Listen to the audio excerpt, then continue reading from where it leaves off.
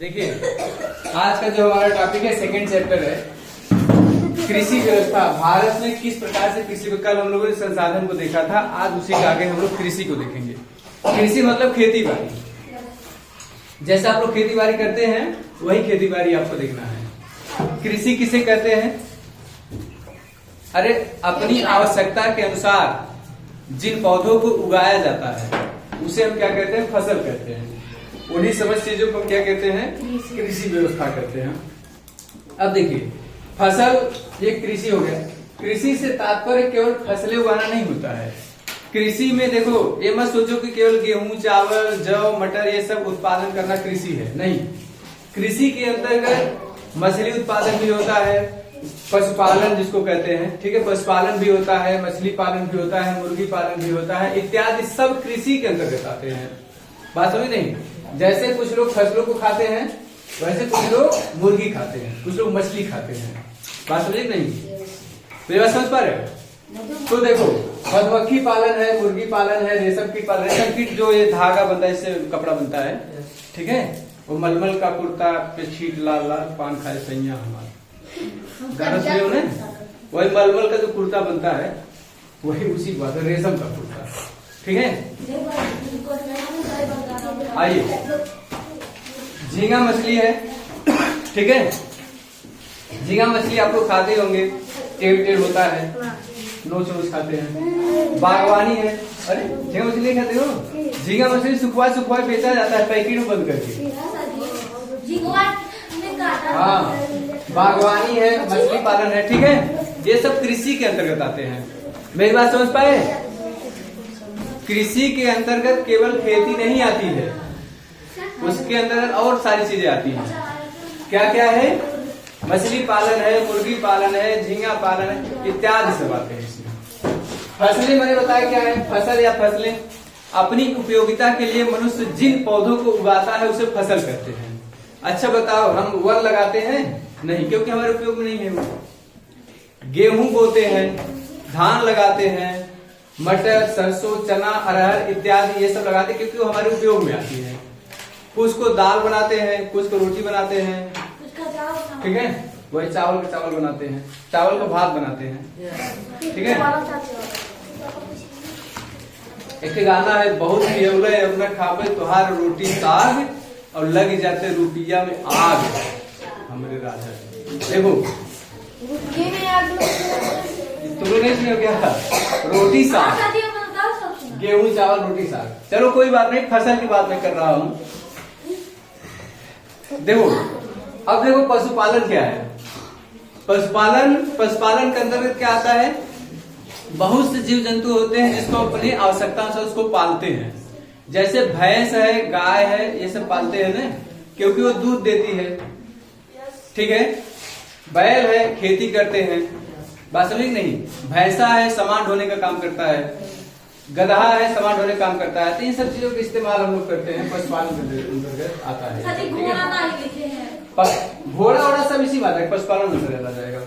पक्षी भी इसमें आती है। मुर्गी पक्षी है, पशु है, पक्षी है। एक ठे मुर्गा है कड़कनाथ, खाए कड़कनाथ को? हाँ, एकदम कड़कनाथ होता है। हाँ, वो मसबो करिए, कड़कनाथ है वो, पशु पक्षी के अंतर्गत आता है। अब देखो बात समझो, पहले जब आप लोग कृषि देखे होंगे तो बैल से खेती करते थे, अब कम होता है, मतलब पहले बहुत ज्यादा होता है। हाँ, आप लोग करते होंगे। मतलब अब क्या है? कृषि में परिवर्तन आ गया है, खेती बाड़ी में परिवर्तन आ गया है। ट्रैक्टर से खेती करना, हार्वेस्टर से काटना, इसको हम कहते हैं कृषि का आधुनिकीकरण। बात समझे क्या? कृषि का आधुनिकीकरण। अब देखो, ऐसी कृषि जिसे हम दैनिक आवश्यकता की पूर्ति के लिए करते हैं उसे हम निर्वाह कृषि कहते हैं। देखो, बहुत सारे लोग इसमें ऐसे होंगे जिसके पास केवल उतना ही खेत होगा जितने से उनका पेट भर पाता होगा, मतलब साल भर उनका अनाज चल जाता है, उतने बहुत है। इसको हम क्या कहते हैं? उसको हम कहते हैं निर्वाह कृषि। लेकिन कभी कभी ऐसा होता है कि आदमी बेचता है, फसलों का उत्पादन कर उसको बेचता है। बात समझे नहीं? तो उसको औद्योगिक कृषि कहते हैं। कुछ कृषि ऐसे होते हैं जो कि तुरंत लगाते हैं, थोड़ी देर के बाद फिर बेच देते हैं उसको, जैसे ये ककड़ी, खीरा, करेला, नेनुआ, ये सब, मूली, ये सब क्या है, ये सब नकदी है। लगाए, थोड़ी दिन के बाद बेच दिए, नगद पैसा मिल गया, उसको नकदी कृषि कहते हैं। ठीक है। अब देखो कुछ ऐसे होते हैं जैसे राष्ट्रीय आय ध्यान सुनिए, एक वर्ष में किसी विशिष्ट क्षेत्र का वार्षिक आय, वास्तविक नहीं, विशिष्ट क्षेत्र का जो वार्षिक आय होता है उसे हम क्या कहते हैं, राष्ट्रीय आय कहते हैं। एक वर्ष के अंतर्गत सेवा और कार्य क्षेत्र का पूरा उत्पादन उसमें किया जाता है, उसको राष्ट्रीय आय। कृषि के अंतर्गत पूरा जो व्यवस्था है, जितना हमको आय प्राप्त होता है वो बहुत कम है। 55% लोग खेती करते हैं भारत में। अगर 100 लोग हैं तो 100 लोगों में से 55 लोग खेती करते हैं और बाकी 45 लोग कमाते हैं। बात समझे कि नहीं? कुछ कमाते हैं, कुछ बैठ के खाते हैं। ठीक है, जो बैठ के खाते हैं वो मान निरर्थक है। अगर हाथ पैर नहीं काम करे अलग की बात है, परंतु काम करना चाहिए। ये समझ में आया? देखिए, व्यापारिक खेती क्या होता है? ऐसी खेती जिसके अंतर्गत हम किसी चीज का उत्पादन करके बाजार में बेचते हैं, उसको व्यापारिक। हमारे पास सरप्लस हो जाता है, जैसे 100 कुंटल हो गया धान, 20 कुंटल रख लिए, 80 कुंटल बेच दिए, उसको हम व्यापारिक खेती कहते हैं। ठीक है। खाद्यान्न फसलें क्या है? खाद्यान्न फसलों में देखो ऐसे फसलें जिसको हम खाते हैं, रोटी, चावल, ये सब क्या है? देखो गेहूं है, चावल है, जौ है। गेहूं से रोटी बनाए, चावल से भात बनाए, जौ से रोटी बनाए। ठीक है? चना से सतुआ बनाए, दाल बनाए, और मटरों से ढूंढ। अच्छा ठीक है, बेसन बनेगा, ठीक है, पकौड़ी बनेगा, ठीक, दाल है, हाँ कढ़ी बने, ज्वार है, बाजरा है, ये सब। अभी बाजरे के लिए भारत सरकार ने इस बार जो है लोग उर्दा लिख दिए, उर्दा नहीं, उर्दी, उसका नाम उड़द है। किताब में उसको उड़द कहते हैं, तुम लोग उर्दा कहते हैं। ठीक है। नकदी फैसले क्या होती है? देखो नकदी फैसले में बताया कि जो पहला किया जाए एकदम नकदा पैसा मिल जाए। ठीक है। जूट हो गया, तिलहन हो गया, तंबाकू हो गया, ये सब नकदी फसलें हैं। फिर तथा बागानी फसलें क्या है? ऐसी फसलें जिसको पीते हैं ना, जैसे चाय बना के पीते हैं, ठीक है, कॉफी बना के पीते हैं। कॉफी में क्या हुआ? रबर को पीते नहीं है, परंतु इसका जो पेड़ होता है इसको काट देते हैं, ऐसे टेढ़ा से काटते हैं, फिर बल्टी लगा देते हैं, तो बर्फ करके उसी में आता है बल्टी में, फिर उसका रबर तैयार किया जाता है। ठीक है। कौन चलाया है यार? पानी गिर रहा है। जाओ उसको बंद करो।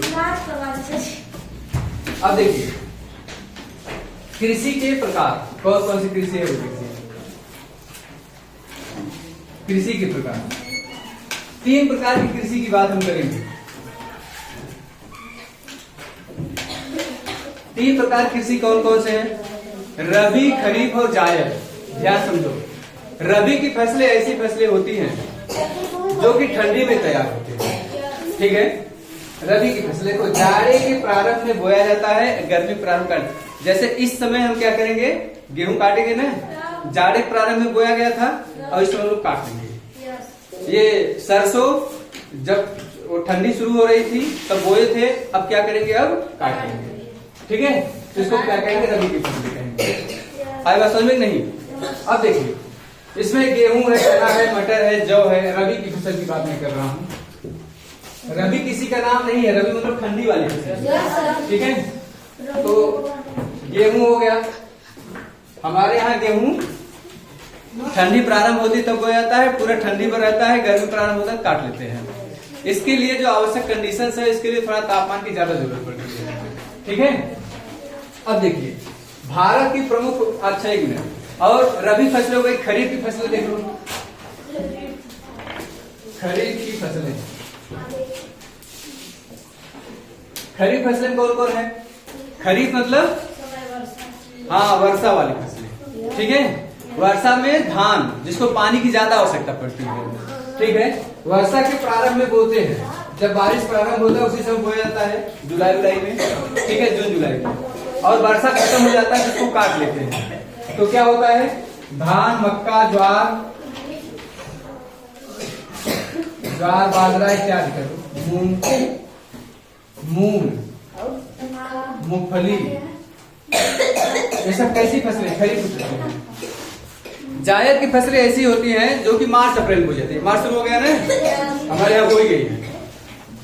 सब्जी हमारे खेती होता है खूब, नेनुआ, लौकी, करेला, तरबूज, खरबूज, ककड़ी, खीरा इत्यादि।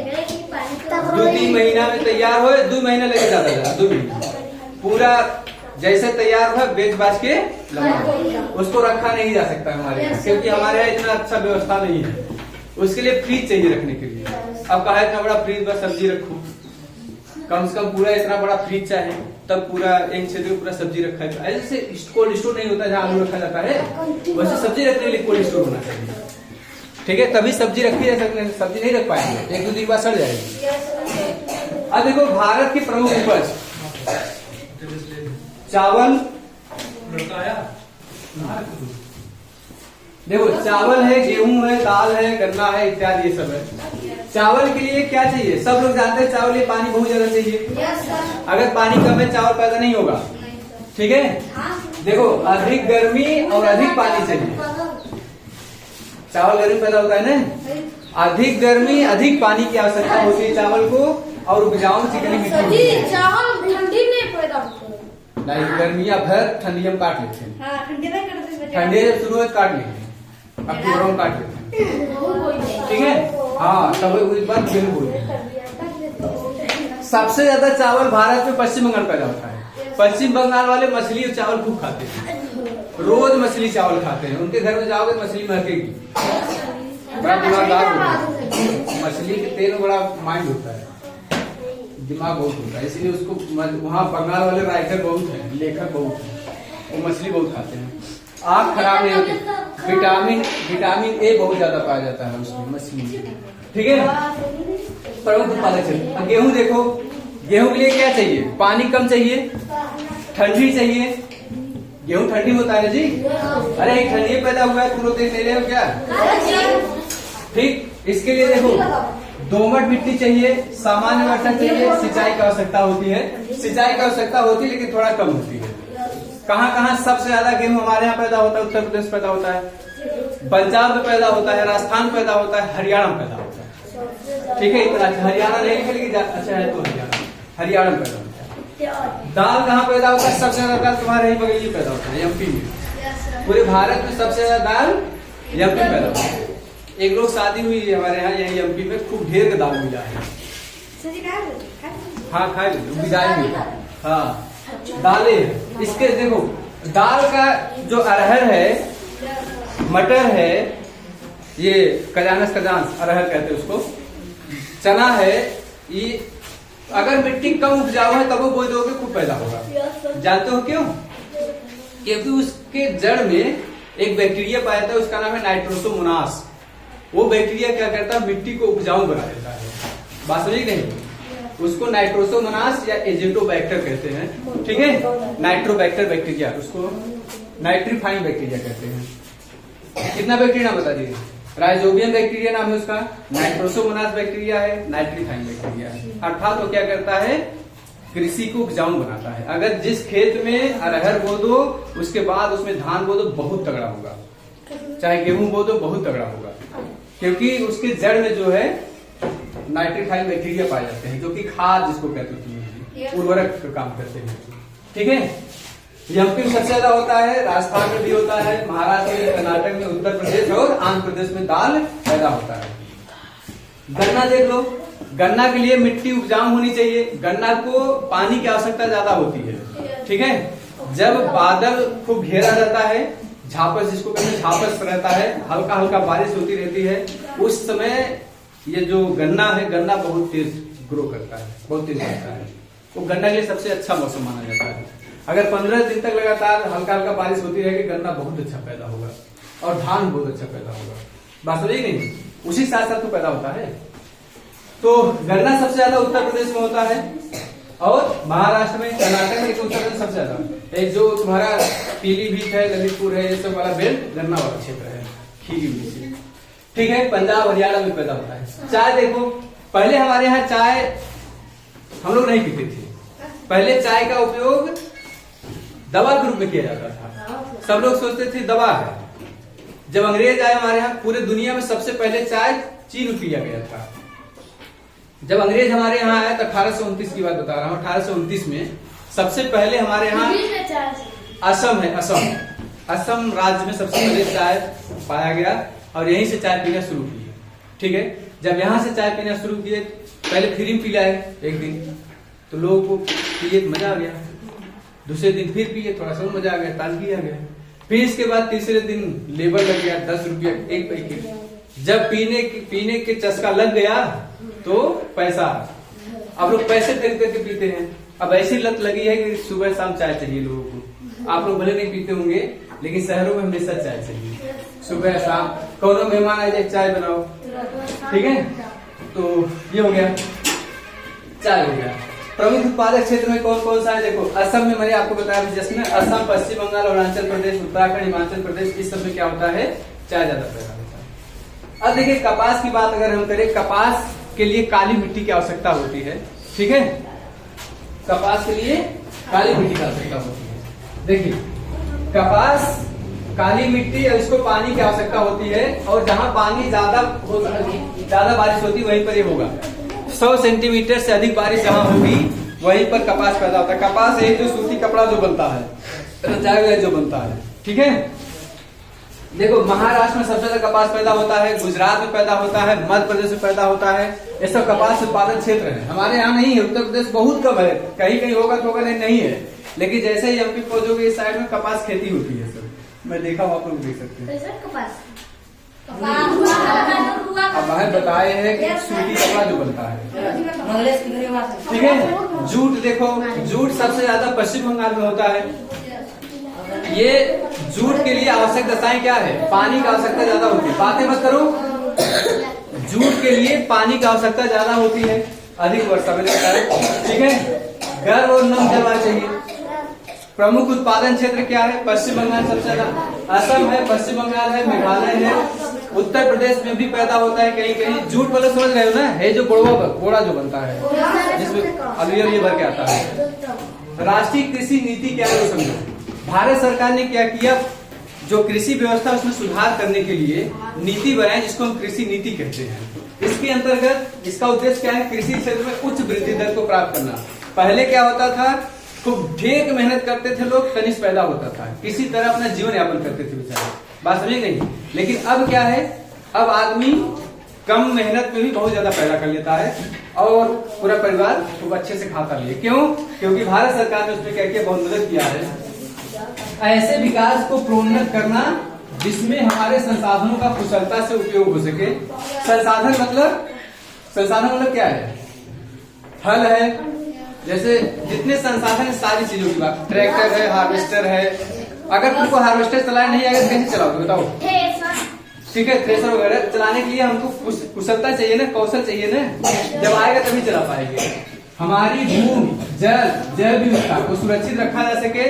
किसान को जैसे मान लो गेहूं 10 रुपए किलो है तो मार्केट 10 रुपए मिले उसको, नहीं कि 8 रुपए में जो है तुमको मजबूर कर दे कि तुम्हें बेचो, तो तुमको नुकसान होगा। अगर देखो होता क्या है, मैं तुमको बता रहा हूँ। जैसे मान लो धान 17 रुपए किलो मान लीजिए, ठीक है, और 17 रुपए किलो है, लेकिन मार्केट में क्या लोग 15 रुपए में ले रहे हैं, तो 2 रुपए का आपका नुकसान होगा। तो आपका धान सरकार ले लेगी 70 रुपए में। इसी कहते हैं मूल्य संरक्षण प्रदान करना। नहीं तो किसान क्या करेगा बेचारा, अगले साल कोई भी नहीं करेगा। जैसे प्याज बो दिया, प्याज खूब ढेर सारा पैदा हो गया, कोई लिया ही नहीं तो सड़ जाएगा। तो सरकार ने कहा तुम पैदा करो, हम लेंगे। तो सरकार लेकर के उसको क्या करती है, स्टोर कर देती है। जब सबका खत्म हो जाता है तो मार्केट में निकालती है, तो वही महंगा हो जाता है। ठीक है, हाँ देखिए सुरक्षित किसान को। अब जैसे फसल ढेर सारा बोया गया है, अगर वो फसल बर्बाद हो गई तो फसल का बीमा होता है। जितना फसल बोया जाएगा, अगर एक फसल पूरा बर्बाद हो गई, सरकार इसका पैसा देता है। बात इसी फसल का बीमा कहते हैं। यहाँ पे और खेती बाड़ी करने के लिए सरकार पैसा भी देती है, ये ले जाओ पैसा खेती बाड़ी करो, उसको कहते हैं कृषि ऋण प्रदान करना। ये सब राष्ट्रीय कृषि नीति के अंतर्गत आता है। और देखो विशिष्टीकृत कृषि शब्दावली क्या है वो समझो। जैसे एग्रीकल्चर है, एग्रीकल्चर जिसको हम कृषि कहते हैं। मृदा की जुताई, पहले क्या करेंगे, खेत को जोतेंगे, फिर उसको बोएंगे, देखो फसलों को उगाएंगे, उसमें बोएंगे, ठीक है। फिर इसके बाद क्या करेंगे, उसको काटेंगे, दाएंगे, पैदा हो जाएगा, फिर घर में रख लेंगे। एक पशुपालन विज्ञान और एक कला है, सबको नहीं आता है। जैसे हमको कर दो कि हम उतना बड़ी नहीं कर पाएंगे, लेकिन जो लोग उसको करते हैं उसको मालूम है, वो हथवा मिट्टियां लेकर के बता देंगे उपजाऊ है कि नहीं है, लेकिन हमको नहीं पता। जो खेती करता है उसको मालूम है, वास्तविक नहीं। पीसी कल्चर क्या है, पीसी कल्चर मतलब क्या होता है, पीसी मतलब मछली होता है, मछली का खूब ढेर सारा उत्पादन करना, उसको हम कहते हैं पीसी कल्चर। अरे थोड़ा सा मछली जिया के खुद ही खाई जाओ तो उसको पीसी कल्चर नहीं कहेंगे, उसको ढेर सारा पैदा करो और सबको खिलाओ बेचो, उसको हम कहते हैं पीसी कल्चर, ठीक है। वीटी कल्चर मतलब क्या होता है, बहुत ढेर सारा अंगूर लगा दो, अंगूर उत्पादन, ठीक। इनाय के पेड़ लगा दिए, खुद ही तोड़ के खा लिए तो उसको पीसी कल्चर, उसको वीटी कल्चर नहीं कहते। इतना पैदा करो कि उसको बेचो को व्यापारिक स्तर। सेरीकल्चर मतलब होता है रेशम का उत्पादन, रेशम कीट पालन किया जाता है जो कपड़ा वपड़ा बनता है। एपीकल्चर मतलब होता है मधुमक्खी पालन, मधुमक्खी से क्या शहद प्राप्त किया जाता है, ठीक है। ओलेरीकल्चर मतलब जमीन पर फैलने वाले, ये सब जमीन पर फैलने वाले सब्जियों की कृषि। अरे ये सब जो कोहड़ा करेला ये सब ऐसे फैलता है ना कि ऐसे जाता है हमारे यहाँ ऊपर, जब उसको सारा हाँ। फ्लोरिकल्चर मतलब फूल का उत्पादन किया जाता है, फूल के उत्पादन को फ्लोर मतलब देखो फ्लावर से, फ्लावर से मतलब फ्लोरिकल्चर। बात समझे। एक व्यक्ति थे उनका नाम था नार्मन बोरलाग, और एक व्यक्ति थे उनका नाम था MS स्वामीनाथन। ध्यान समझो, 1969 की बात है, उसमें इंदिरा गांधी सरकार थी। हमारे यहाँ खेत बहुत कम पैदा होता था, लोग किसी तरह अपना जीवन यापन करते थे। इंदिरा गांधी गई अमेरिका और उससे गेहूं मांगी और गेहूं नहीं दिया, तो भारत में एक व्यक्ति थे उनका नाम था MS स्वामीनाथन। उन्होंने कहा कि मैडम आप मुझको पैसा दीजिए, मैं आपको तकनीक बताऊंगा कैसे पैदा होगा। डॉक्टर MS स्वामीनाथन ने क्या किया, उस समय कृषि क्षेत्र में सबसे ज्यादा गेहूं के उत्पादन पर जोर दिया गया, तो उर्वरक का प्रयोग किया गया। उर्वरक के इस्तेमाल से हरियाणा, पंजाब, उत्तर प्रदेश, राजस्थान, इन सब क्षेत्रों में उस साल इतना ज्यादा पैदा हुआ गेहूं कि हम खुद खाए और बेचे भी। उसको कहते हैं हरित क्रांति। तो हरित क्रांति के जनक MS स्वामीनाथन। बात समझे। ये 1968 से 67 की बात है, हरित क्रांति की बात मैं कर रहा हूँ, ठीक है। तो ये हो गया। ये एक व्यक्ति थे गैडे, जो है स्वामी ये विलियम गैडे, इन्होंने सर्वप्रथम शब्द दिया था हरित क्रांति। परंतु हरित क्रांति के, भारत में हरित क्रांति के जनक MS स्वामीनाथन को कहा जाता है। आई बात समझ में नहीं। अब देखो विभिन्न प्रकार के चीजों के उत्पादन जो किया जाता है, जैसे खेती है, खेती सबका छोटा छोटा टुकड़ा में अलग अलग है। जैसे मान लो ये है ऐसे,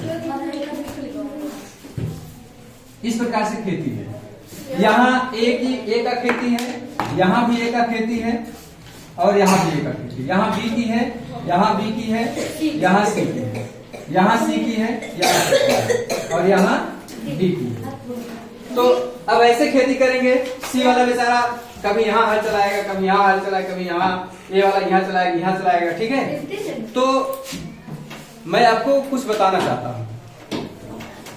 सरकार ने क्या किया, सरकार ने कहा कि ऐसा है, जो B वाला है, B वाला खेत दे दे A को, और B वाले को खेत यहाँ मिल जाएगा, ठीक है। C वाले को यहाँ दे दीजिए या A वाले को यहाँ दे दीजिए, तो सबको एक जगह सबका खेत कर दो, एक एक जगह, ठीक है। आई बात समझ में नहीं। तुम लोग गांव में एक साथ सुने होंगे, तुम्हारे देखो किताब में पूरा दिया हुआ है, कभी इसको खोला तो समझ में आएगा। चकबंदी के नाम सुनोगे, देखो यहाँ पर छापा है चकबंदी, इसी को कहते हैं चकबंदी। सब अलग अलग खेत को एक जगह कर दो, उसको कहते हैं चकबंदी। चकबंदी के द्वारा अब यहाँ अगर एक जगह खेती हो जाए तो ट्रैक्टर शुरू करो, मैं जोतवा दो जगह, नहीं तो यहाँ ट्रैक्टर चलाओ, यहाँ ट्रैक्टर चलाओ, यहाँ ट्रैक्टर चलाओ, समस्या होती है। सिंचाई के लिए भारत में जो सिंचाई व्यवस्था है, मैंने बताया आपको सिंचाई व्यवस्था ठीक नहीं थी, तो इसके लिए ड्रॉप तकनीक का इस्तेमाल, स्प्रिंकलर का मतलब टपकन विधि जिसको कहते हैं, उस प्रकार के खेती किया जाए तो सिंचाई ठीक होगा। सबसे ज्यादा सिंचाई हमारे यहाँ नलकूप से होता है। देखो यहाँ पर है कुआं नलकूप, रुकी रहेंगे। ये ब्लू वाला से, ये पिंक वाला से दिखाई दे रहा है, ये नलकूप से, कुआं और नलकूप से जो है ये खेती की जा रही है, सिंचाई की जा रही है। सबसे ज्यादा इसी से होता है, ठीक है। फिर इसके बाद देखो दूसरा है नहर से, ये जो नहर से होता है। सबसे ज्यादा जो सिंचाई होता है नलकूप और कुआं से होता है, फिर नहर से होता है, फिर इसके बाद तालाब और अन्य क्षेत्र से होता है। बात समझी कि नहीं? अब इसके बाद आपको पढ़ना है, इसमें विभिन्न प्रकार के जो क्षेत्र है मैं आपको बता रहा हूँ। यहाँ पर यह क्रांति, जैसे हरित क्रांति, श्वेत क्रांति, पीली क्रांति, गुलाबी क्रांति, ऐसा तमाम प्रकार के क्रांति हैं, ठीक है। वो क्रांति का मतलब क्या है, बहुत कम समय बहुत बड़ा परिवर्तन हो जाए उसी क्रांति कहते हैं। जैसे श्वेत क्रांति में क्या होगा, दूध का उत्पादन बहुत ज्यादा होगा, ठीक है। अंडा का उत्पादन बहुत ज्यादा होगा तो उसको रजत क्रांति कहेंगे। अंडे के अंदर पीला कलर होता है ना, सोने जैसा, इसलिए उसको रजत क्रांति कहेंगे, ठीक है। नहीं स्वर्ण क्रांति उसको नहीं कहेंगे, उसको रजत क्रांति कहेंगे, ठीक है।